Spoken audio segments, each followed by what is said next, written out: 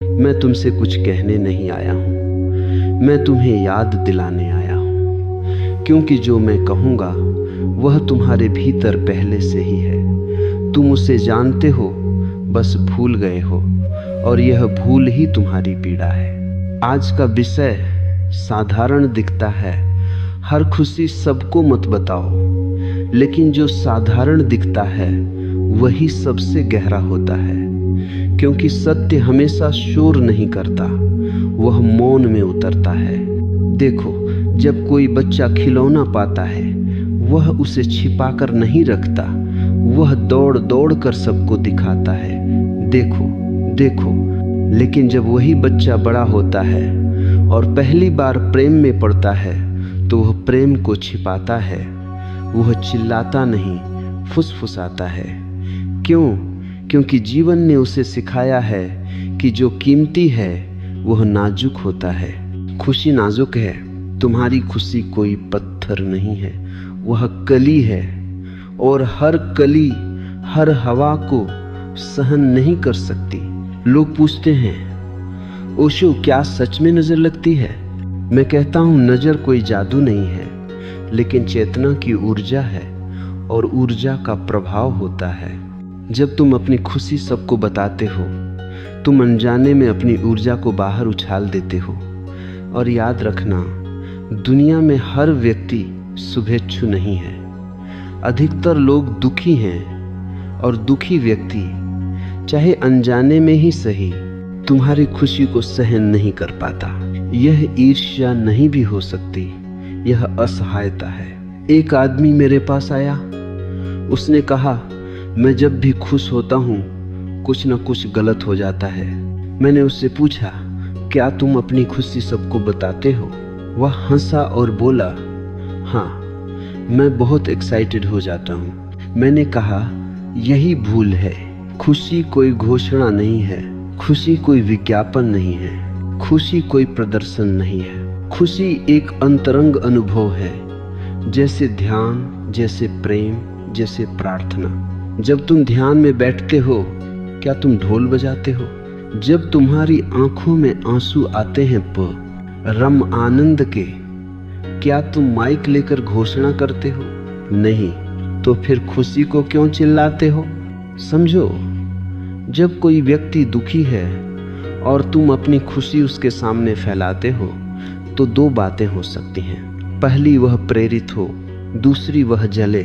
पहली बहुत दुर्लभ है, दूसरी बहुत सामान्य, क्योंकि प्रेरणा के लिए साहस चाहिए और जलन के लिए बस तुलना, और दुनिया तुलना से भरी है।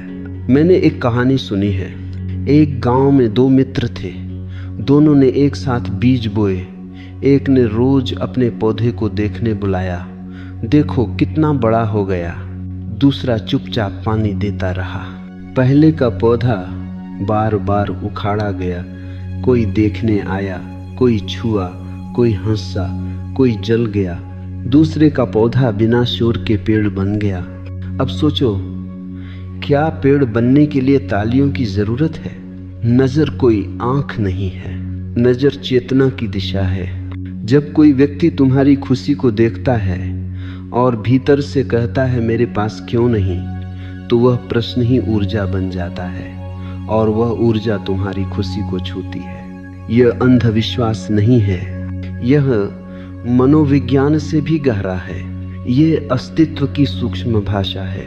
तुम जब भी कुछ सुंदर रचते हो, प्रेम, आनंद, सफलता, उसे पहले अपने भीतर मजबूत होने दो। जैसे माँ गर्भ को छिपाती है, वह पूरे गांव को नहीं बताती कि गर्भ ठहरा है। वह जानती है अभी बहुत नाजुक है, और तुम गर्भ की घोषणा कर देते हो।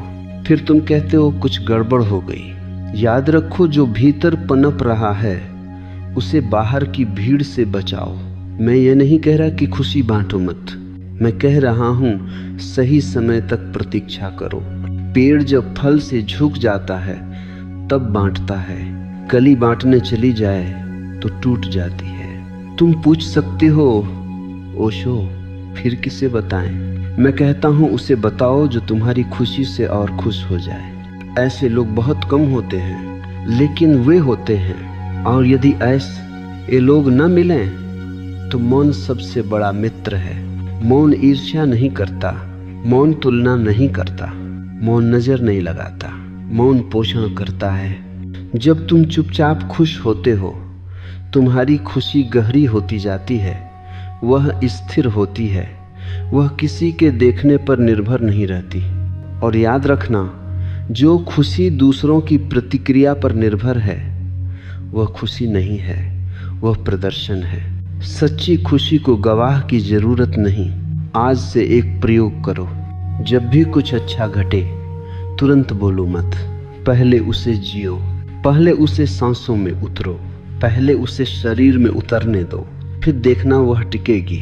क्योंकि जो टिकता है वही सत्य है, और जो सत्य है वही अंततः बांटने योग्य है। लेकिन अभी उसे अपने भीतर रखो, जैसे दीपक को हवा से बचाते हैं, क्योंकि तुम्हारा आनंद तुम्हारी साधना है। मैं तुमसे फिर कह रहा हूँ, मैं उपदेश नहीं दे रहा हूँ, मैं अनुभव बांट रहा हूँ। क्योंकि जो देखा नहीं गया, जिया नहीं गया, वह ज्ञान नहीं बनता, और जो ज्ञान नहीं बनता वह तुम्हें बचा नहीं सकता। पिछले प्रवाह में मैंने कहा नज़र आँखों की नहीं, चेतना की होती है। आज मैं तुम्हें और गहराई में ले चलता हूँ, क्योंकि जब तक तुम यह नहीं समझोगे कि नकारात्मकता कैसे जन्म लेती है, तब तक तुम उससे मुक्त नहीं हो सकते। देखो, दुनिया में अधिकांश लोग दुखी हैं, और दुख कोई निजी घटना नहीं है, वह संक्रामक है।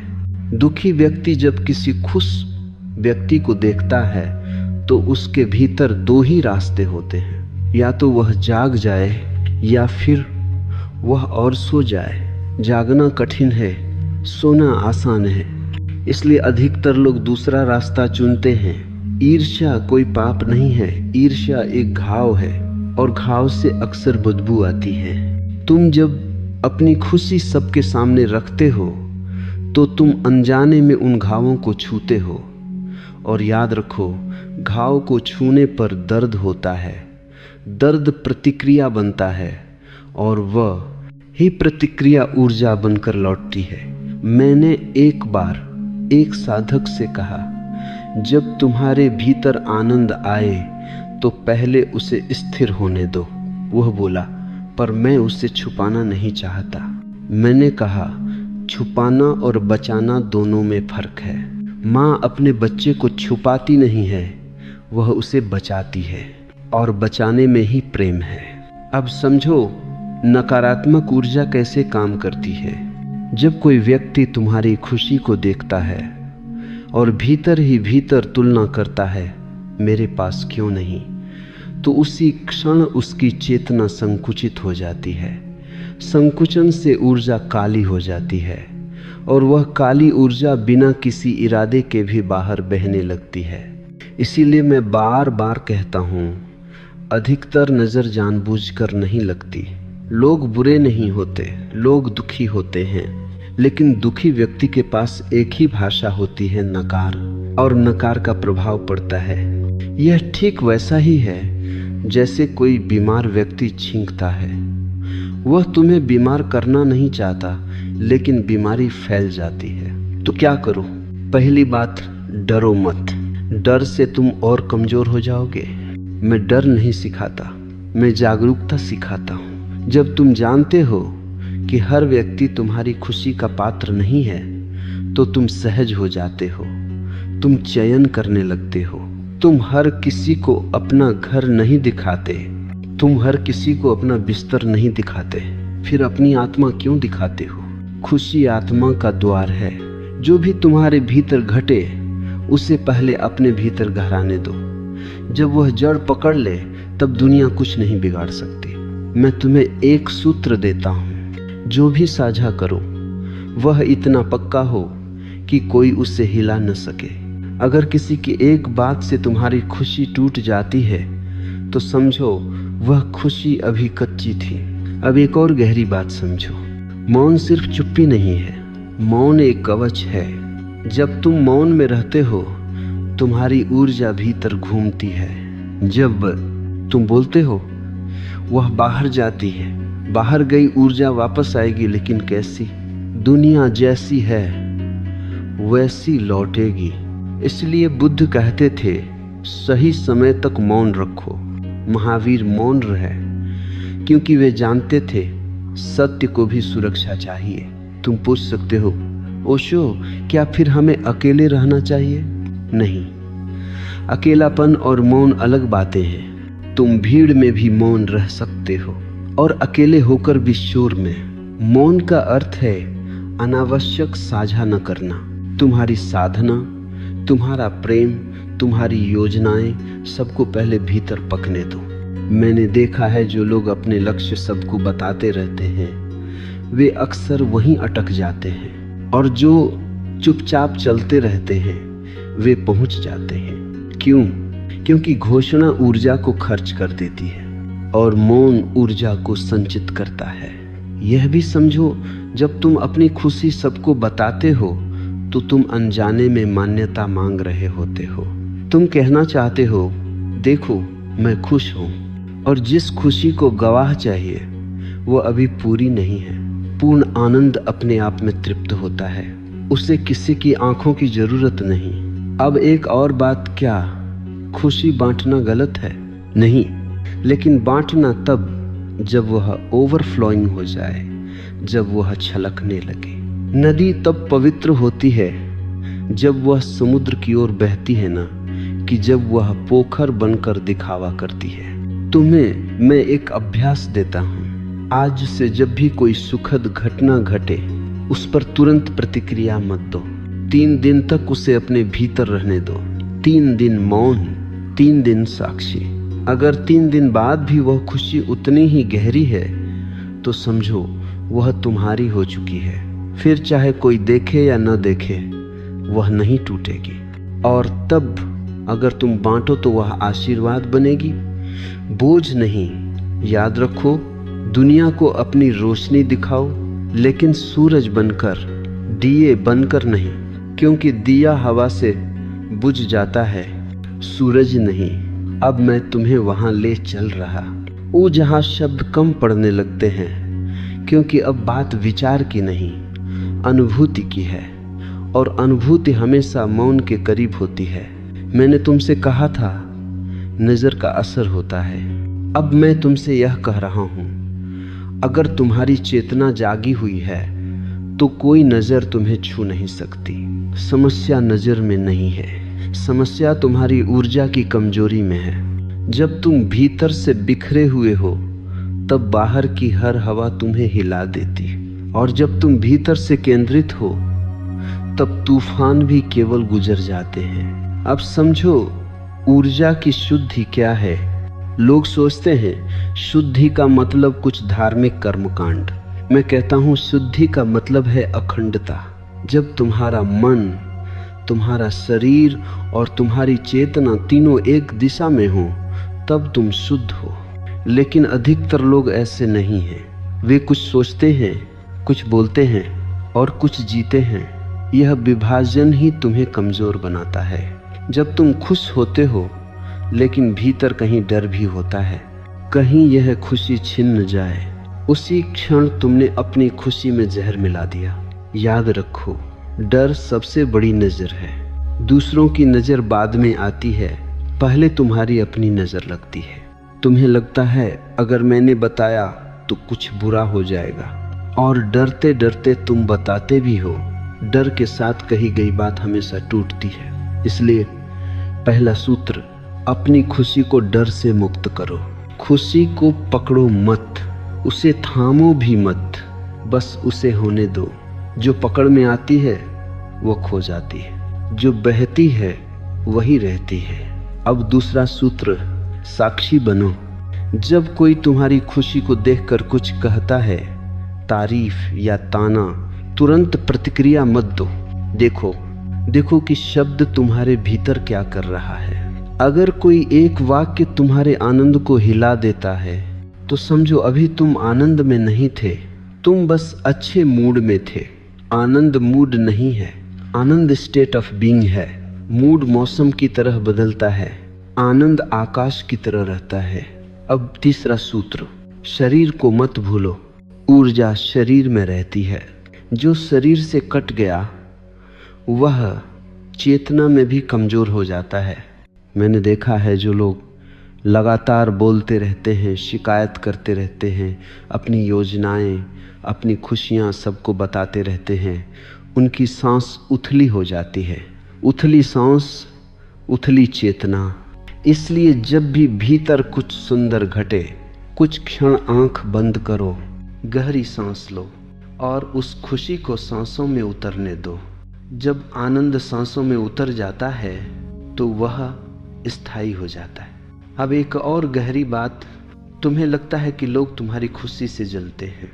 असल में वे अपनी असफलता से जलते हैं। लेकिन जब तुम अपनी खुशी को चुपचाप जीते हो तो तुम दर्पण बन जाते हो, और दर्पण चुभता है। इसलिए बुद्ध ने कहा था, अपने प्रकाश को छुपाओ मत, लेकिन प्रदर्शन भी मत करो। प्रकाश हो लेकिन सहज हो। सहजता सबसे बड़ा कवच है। जो व्यक्ति सहज है उस पर कोई तीर नहीं लगता, क्योंकि वह लक्ष्य नहीं बनता। लोग लक्ष्य उसी को बनाते हैं जो दिखावा करता है। अब तुम पूछ सकते हो, ओशो फिर क्या कभी अपनी खुशी साझा ही न करें? मैं कहता हूँ जरूर करो, लेकिन पहले ये देख लो, तुम बांट रहे हो या साबित कर रहे हो। अगर बांट रहे हो तो ऊर्जा बढ़ेगी, अगर साबित कर रहे हो तो ऊर्जा गिरेगी। बांटना फूल की खुशबू की तरह होता है, साबित करना इत्र की तरह तेज, बनावटी और थोड़ी देर का। अब एक अंतिम सूत्र इस प्रवाह का, जिस दिन तुम्हारी खुशी बिना किसी कारण के होगी, उस दिन नज़र का अध्याय समाप्त हो जाएगा। क्योंकि कारण वाली खुशी हमेशा असुरक्षित होती है, बिना कारण की खुशी अजेय होती है। कारण वाली खुशी कोई छीन सकता है, बिना कारण की खुशी कोई छू भी नहीं सकता। और ध्यान रखना, जब तुम सच में आनंदित हो तो तुम्हें बताने की इच्छा ही नहीं होगी, क्योंकि जो पूरा है वह प्रचार नहीं करता, वह बस होता है। आज इतना ही। अब हम एक और परत में उतरते हैं, क्योंकि समस्या यह नहीं है कि तुम बोलते हो, समस्या यह है कि तुम बिना सुने बोलते हो। तुम बाहर की दुनिया से पूछते हो, भीतर की आवाज़ से नहीं। याद रखो, जीवन में हर बात हर व्यक्ति के लिए नहीं होती, और जो ये समझ लेता है वह सुरक्षित हो जाता है। तुमने देखा है कुछ लोगों से बात करके मन हल्का हो जाता है, और कुछ लोगों से बात करके मन भारी हो जाता है। बात वही होती है पर असर अलग। क्यों? क्योंकि हर व्यक्ति की चेतना एक ही तल पर नहीं होती। कुछ लोग तुम्हें सुनते हैं, कुछ लोग तुम्हें मापते हैं।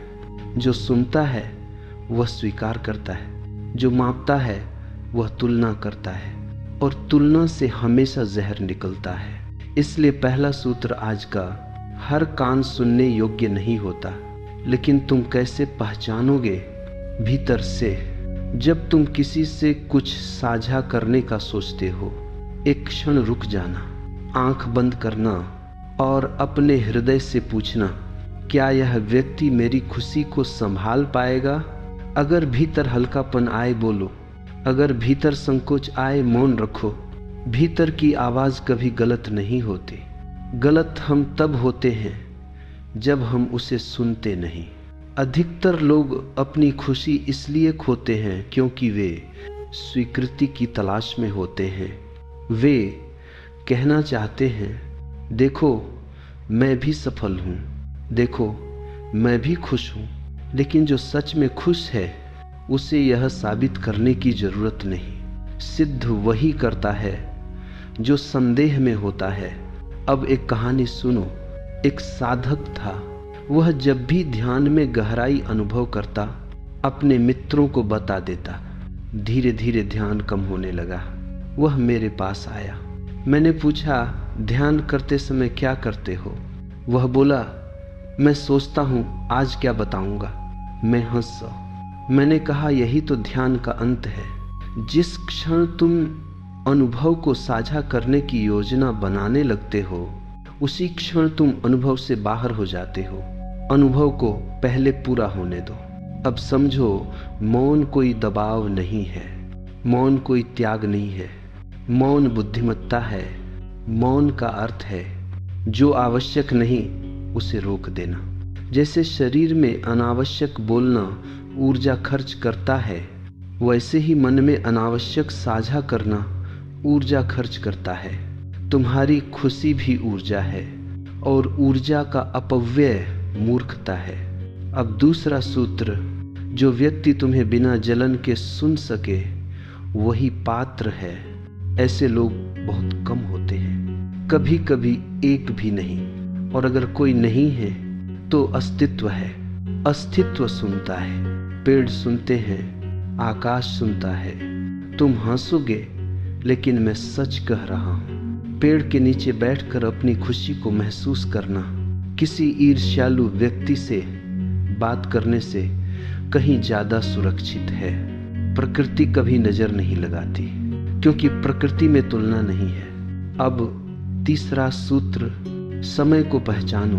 हर बात का समय होता है। अधपका फल तोड़ लिया जाए तो कड़वा होता है।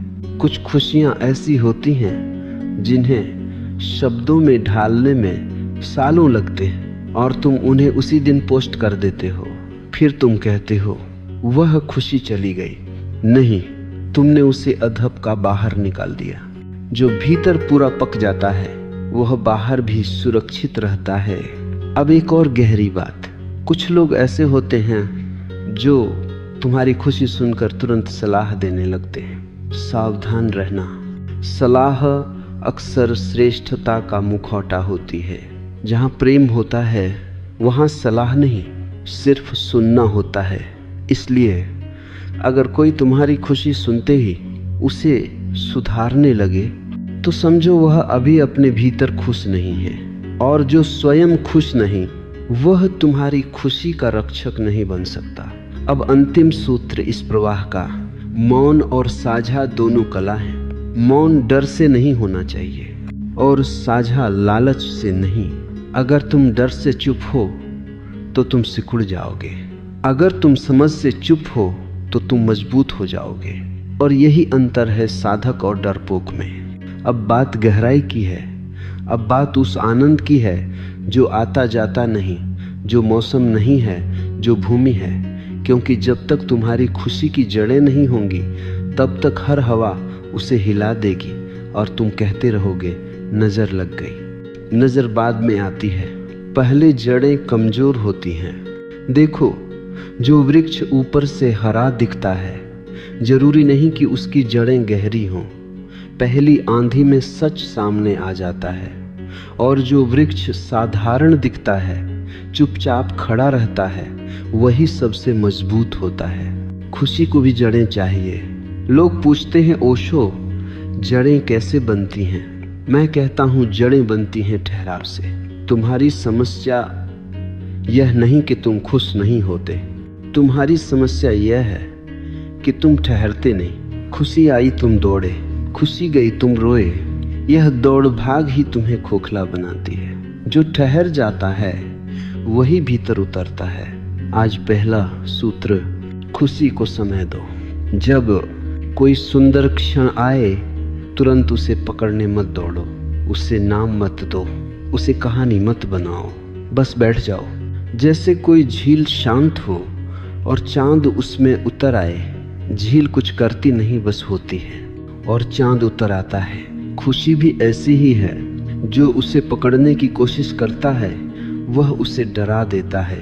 अब दूसरा सूत्र, आदत और आनंद में फर्क समझो। अधिकतर लोगों की खुशी आदत से जुड़ी होती है। कोई व्यक्ति, कोई वस्तु, कोई स्थिति, और आदत टूटते ही खुशी टूट जाती है। यह खुशी नहीं, यह निर्भरता है। निर्भरता हमेशा असुरक्षित होती है। इसलिए मैं कहता हूँ, खुशी को किसी एक खूंटे से मत बांधो। आज जो मिला है उसके लिए कृतज्ञ हो जाओ, लेकिन उसे शर्त मत बनाओ। जो शर्त पर टिका है वह कभी जड़ नहीं पकड़ता। अब तीसरा सूत्र, कृतज्ञता को रोज का अभ्यास बनाओ।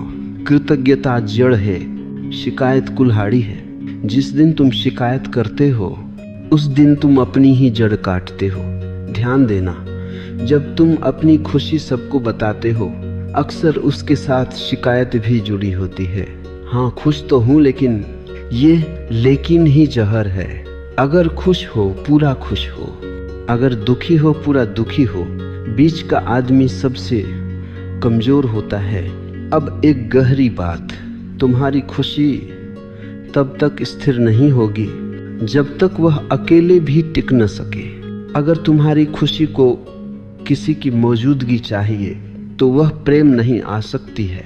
अगर तुम्हारी खुशी को किसी की प्रतिक्रिया चाहिए तो वह आनंद नहीं अहंकार है। इसीलिए मैं साधकों से कहता हूँ, कुछ समय अकेले खुश होना सीखो, बिना कारण, बिना गवाह, बिना दर्शक।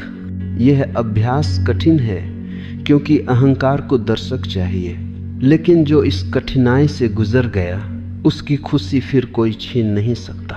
अब चौथा सूत्र, शरीर में उतरना। खुशी अगर सिर में रह गई तो विचार बन जाएगी और विचार टूटते हैं। खुशी को पेट में उतारो, छाती में उतारो, पैरों में उतारो। चलते समय महसूस करो मैं खुश हूँ, बोलते समय नहीं, महसूस करते समय। जो महसूस में उतर गया वह जड़ बन गया। अब आखिरी और सबसे महत्वपूर्ण सूत्र, जो भीतर स्थिर हो गया उसे बाहर छुपाने की जरूरत नहीं रहती। तब तुम बोलो या न बोलो फर्क नहीं पड़ता, क्योंकि तब नजर कुछ नहीं कर सकती। नजर केवल उसी को लगती है जो खुद पर भरोसा नहीं करता। जिस दिन तुम्हारी खुशी को किसी की मंजूरी की जरूरत नहीं होगी उस दिन यह अध्याय समाप्त हो जाएगा। तब तुम सहज हो जाओगे, सरल हो जाओगे, और सरलता सबसे बड़ा सुरक्षा कवच है। अब हम उस भूमि पर आते हैं जहां आज का मन सबसे अधिक उलझा है।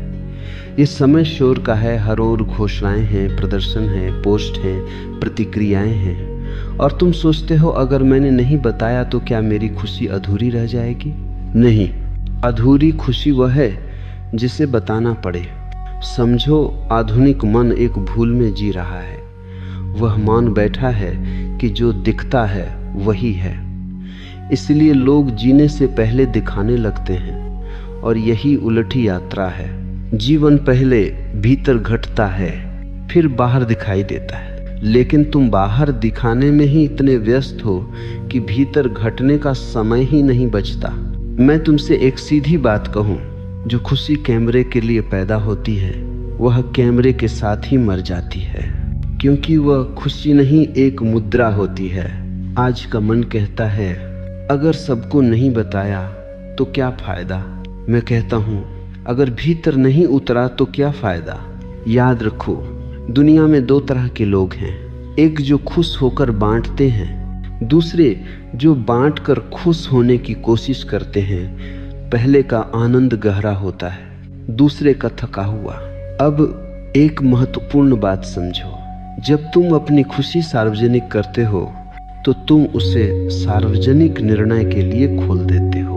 अब कोई तारीफ करेगा, कोई तंज कसेगा, कोई तुलना करेगा, और तुम्हारा मन जो अभी स्थिर नहीं है उन सब से हिलने लगेगा। फिर तुम कहते हो नजर लग गई। नहीं, तुमने अपनी खुशी को बाजार में रख दिया। बाजार में सब कुछ तोला जाता है, और जो तोलने योग्य हो जाए वह पवित्र नहीं रहता। इसलिए पहला सूत्र आज का, अपनी खुशी को निजी रखना कोई कमजोरी नहीं, परिपक्वता है। परिपक्व फल पेड़ से चिल्लाकर नहीं कहता मैं मीठा हूँ, वह चुपचाप पकता है। अब तुम पूछोगे तो क्या हमें दुनिया से कट जाना चाहिए? नहीं, मैं कटाव नहीं सिखाता, मैं संतुलन सिखाता हूँ। तुम दुनिया में रहो, लेकिन दुनिया तुम्हारे भीतर न घुसे। तुम साझा करो, लेकिन अपनी आत्मा को नहीं, सिर्फ अपनी छाया को। अब एक और गहरी बात, आज लोग अपनी खुशी इसलिए दिखाते हैं क्योंकि वे अकेले उसे महसूस नहीं कर पाते। अकेले बैठो, और अगर भीतर खालीपन लगे तो समझो वह खुशी नहीं थी। खुशी अकेले में और गहरी होनी चाहिए, भीड़ में नहीं। भीड़ में तो नशा होता है। इसलिए मैं कहता हूं, अगर तुम्हारी खुशी अकेले में टिकती है तो दुनिया में वह सुरक्षित है। अब दूसरा सूत्र, दिखावे से नहीं, सादगी से जियो। सादगी का मतलब यह नहीं कि तुम छुप जाओ। सादगी का मतलब है जो है वही है, न बढ़ाना न घटाना।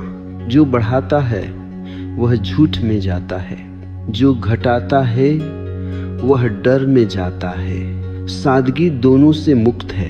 अब तीसरा सूत्र, डिजिटल शोर से विराम।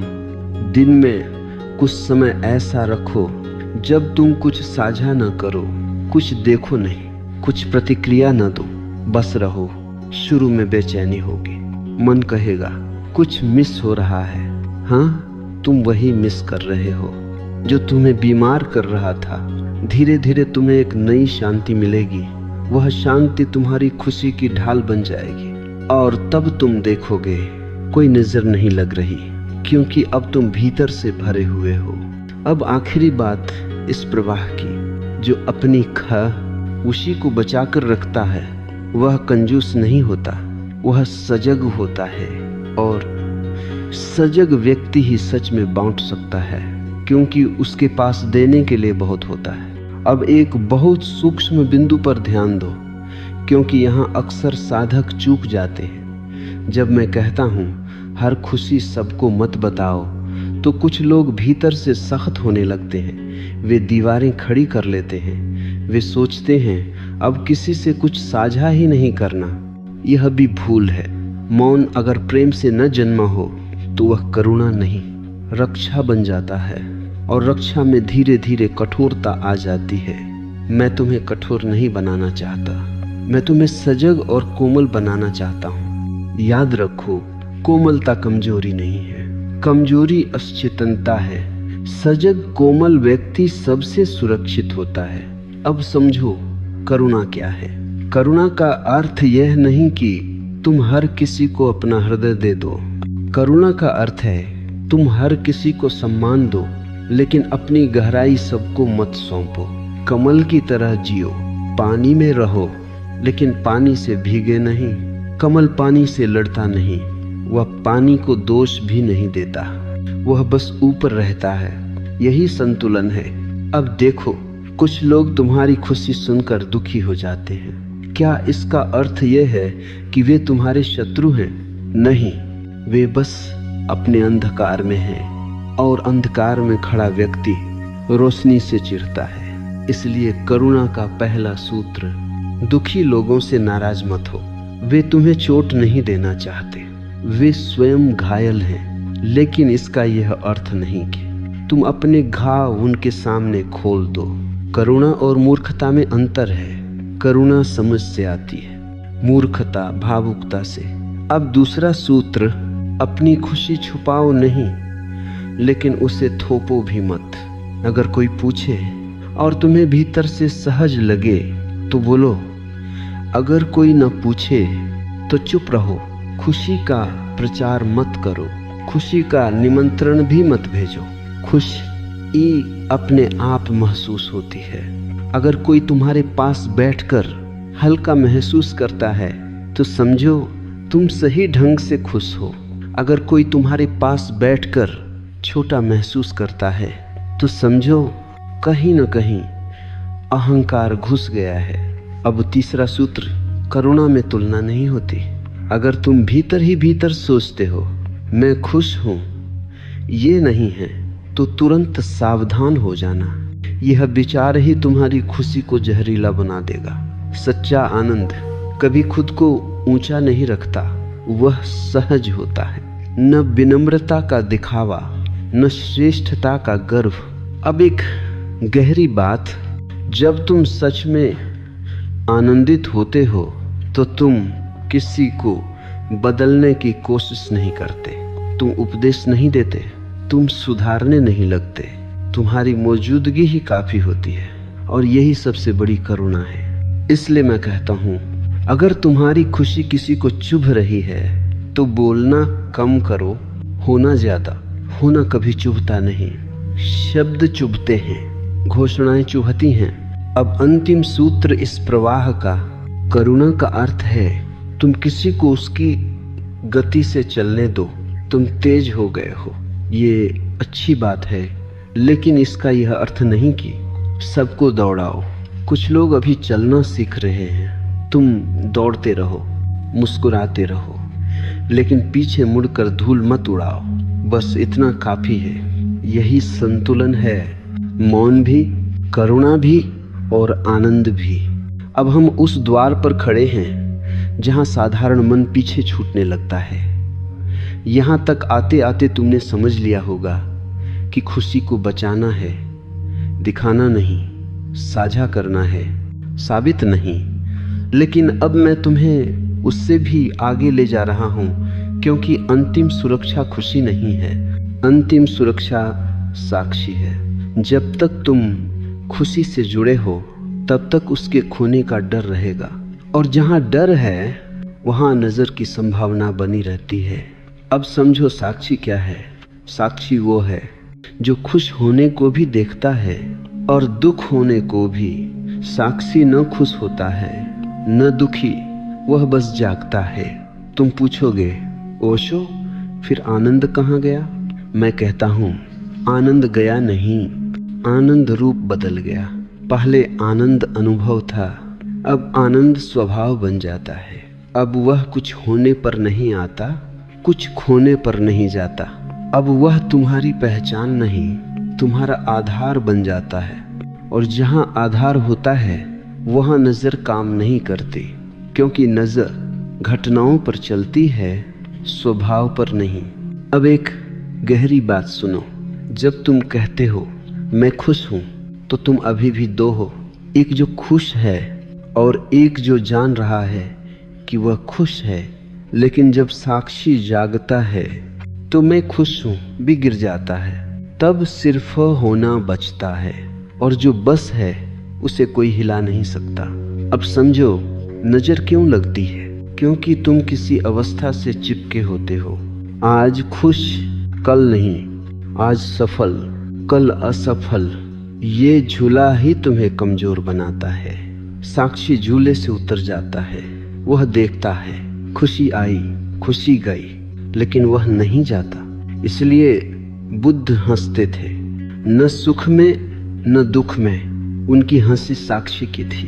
अब दूसरा सूत्र, साक्षी बनने का अभ्यास। जब भी कोई तुम्हारी खुशी को देखकर कुछ कहे, तारीफ या ताना, तुरंत भीतर हट जाओ। देखो शब्द भीतर कैसे प्रवेश करना चाहता है, और देखो तुम उसे अनुमति दे रहे हो या नहीं। साक्षी अनुमति नहीं देता, वह बस देखता है, और जो देखा जाता है वह धीरे धीरे शक्ति खो देता है। अब तीसरा सूत्र, खुशी को भी जाने देना सीखो। यह सबसे कठिन है। लोग दुख छोड़ना चाहते हैं, खुशी नहीं। लेकिन जो खुशी को नहीं छोड़ सकता वह अभी भी डर में है। सच्चा संन्यास खुशी का भी त्याग है। त्याग का अर्थ यह नहीं कि खुश मत रहो, त्याग का अर्थ है खुशी से चिपको मत। चिपकाव ही नजर को निमंत्रण देता है। अब एक कहानी, एक शिष्य बोला, गुरु मुझे डर है कि मेरी शांति टूट न जाए। गुरु ने कहा, जो टूट सकती है वह तुम्हारी नहीं थी। साक्षी की शांति टूटती नहीं, क्योंकि वह बनाई नहीं गई। अब अंतिम सूत्र इस प्रवाह का, जिस दिन तुम अपनी खुशी को भी पकड़ना छोड़ दोगे, उस दिन नजर, डर, सुरक्षा सब शब्द गिर जाएंगे। तब न कोई तुम्हारी खुशी छीन सकता है, न तुम्हें उसे छुपाने की जरूरत रहेगी, क्योंकि तब तुम स्वयं खुशी नहीं हो, तुम उससे भी आगे हो, तुम चेतना हो। अब सवाल ये नहीं रहा कि साक्षी क्या है, अब सवाल यह है इसे जिया कैसे जाए। क्योंकि समझ अगर जीवन में न उतरे तो वह बोझ बन जाती है, और बोझ से आनंद नहीं उपजता। साक्षी कोई गुफा की चीज नहीं है। साक्षी बाजार में भी उतना ही संभव है जितना ध्यान कक्ष में। असल परीक्षा वहीं होती है। अब समझो, दैनिक जीवन में सबसे बड़ी चुनौती क्या है? संबंध। जहाँ दूसरा है वहाँ प्रतिक्रिया है, जहाँ प्रतिक्रिया है वहाँ भूल है, और वही भूल तुम्हारी खुशी को बार बार बाहर फेंक देती है। पहला सूत्र, संबंधों में कुछ भी व्यक्तिगत मत लो। यह बहुत कठिन है, लेकिन यही द्वार है। जब कोई तुम्हारी खुशी पर टिप्पणी करता है, ज्यादा खुश मत हो, इतना क्या है, देखते हैं कब तक। अगर तुम उसे व्यक्तिगत लेते हो तो साक्षी सो जाता है, लेकिन अगर तुम देख पाते हो यह शब्द उसके मन से आ रहा है, मेरे सत्य से नहीं, तो शब्द तुम्हें छू नहीं पाता, तब तुम मुस्कुरा सकते हो। और मुस्कान यहाँ उत्तर नहीं, साक्षी की उपस्थिति है। अब दूसरा सूत्र, संबंधों में अपनी खुशी का बोझ मत डालो। लोग अपनी खुशी दूसरों से मान्यता के लिए बांटते हैं। वे चाहते हैं तुम भी मानो कि मैं खुश हूं। यह बोझ है। कोई भी व्यक्ति दूसरे की खुशी का जिम्मेदार नहीं होना चाहता।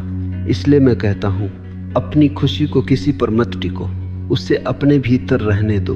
अब तीसरा सूत्र, कर्म करते समय भी साक्षी। जब तुम काम कर रहे हो, ऑफिस में, घर में, समाज में, पूरा डूबो, लेकिन भीतर एक हिस्सा देखता रहे।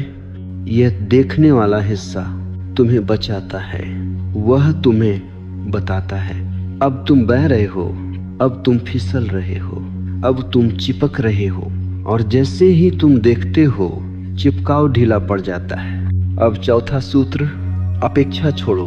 अपेक्षा ही वह जगह है जहां नजर घुसती है। तुम खुश होते हो और चाहते हो कि दूसरा भी उसी तरह प्रतिक्रिया दे, और जब वह नहीं देता तो तुम्हारी खुशी गिरने लगती है। ये गिरावट नजर से नहीं, अपेक्षा से आती है। अपेक्षा छोड़ते ही साक्षी फिर जाग जाता है। अब एक बहुत महत्वपूर्ण बात, साक्षी बनने का अर्थ यह नहीं कि तुम भावहीन हो जाओ। साक्षी रो सकता है, साक्षी हंस सकता है, लेकिन वह डूबता नहीं। जैसे नदी में कमल तैरता है, पानी में है, पानी उसका नहीं है। अब अंतिम सूत्र इस प्रवाह का, दिन में कम से कम एक क्षण ऐसा रखो जब तुम कुछ भी न करो, सिर्फ देखो। न प्रार्थना, न ध्यान, न मंत्र, बस देखो सांस को, विचार को, भाव को। यही अभ्यास धीरे धीरे पूरे दिन में फैल जाएगा, और एक दिन तुम पाओगे खुशी आ रही है, खुशी जा रही है, लेकिन तुम वही हो। नजर अब अप्रासंगिक हो चुकी है, क्योंकि अब कोई मैं नहीं है जिस पर नजर लगे। अब यहाँ कोई विषय नहीं बचा। अब हर खुशी सबको मत बताओ भी छूटने को है, क्योंकि जो समझने योग्य था वह समझ लिया गया, और जो जीने योग्य था वह जी लिया गया। अब मैं तुम्हें कुछ सिखाने नहीं आया हूँ, अब मैं तुम्हें छीनने आया हूँ तुम्हारी आखिरी पकड़। देखो, जब तुम इस यात्रा की शुरुआत में थे तब तुम डरते थे नजर लग जाएगी, फिर तुम समझने लगे खुशी को बचाना है, फिर तुम मौन में उतरे, फिर साक्षी बने, और अब न नजर बची है, न खुशी बची है, न बचाने वाला बचा है। अब केवल होना है, और जो केवल होता है वह न छुपाता है न दिखाता है, वह बस है। जैसे आकाश यह नहीं सोचता आज बादल आएंगे तो क्या होगा, आज बिजली गिरी तो क्या होगा। आकाश सबको स्थान देता है, लेकिन किसी से बंधता नहीं। अब समझो, नजर किसे लगती है? उसे जो किसी रूप से जुड़ा हो। मैं खुश हूँ एक रूप है, मैं सफल हूँ एक रूप है, मेरी साधना गहरी है एक रूप है, और हर रूप नाजुक है। लेकिन जब तुम कहते भी नहीं, सोचते भी नहीं, बस हो, तो नजर किसे लगेगी? अब कोई मैं नहीं है जिसे कुछ खोने का डर हो। इसलिए अंतिम सत्य यह नहीं है कि खुशी को छुपाओ, अंतिम सत्य यह है खुशी से आगे निकल जाओ। तब न छुपाने की जरूरत है न बताने की। तब जो घटता है वह सहज घटता है। अगर कोई पूछे तुम बोलो, अगर कोई न पूछे तुम चुप रहो। लेकिन अब यह निर्णय मन से नहीं, अस्तित्व से आता है, और अस्तित्व कभी गलती नहीं करता। अब आखिरी बात, जिस दिन तुम्हारी खुशी इतनी गहरी हो जाए कि तुम्हें यह याद ही न रहे कि तुम खुश हो, उसी दिन समझना कि तुम मुक्त हो गए। क्योंकि तब खुशी अनुभव नहीं, तुम्हारा स्वभाव बन चुकी है और स्वभाव पर नजर नहीं लगती। अब कुछ कहने को नहीं बचा। अगर कुछ बचा है तो वह मौन है। उसे शब्दों में मत बदलो, उसे जियो। यही पूरा संदेश है, यही पूरा सूत्र है, यही पूरा जीवन है।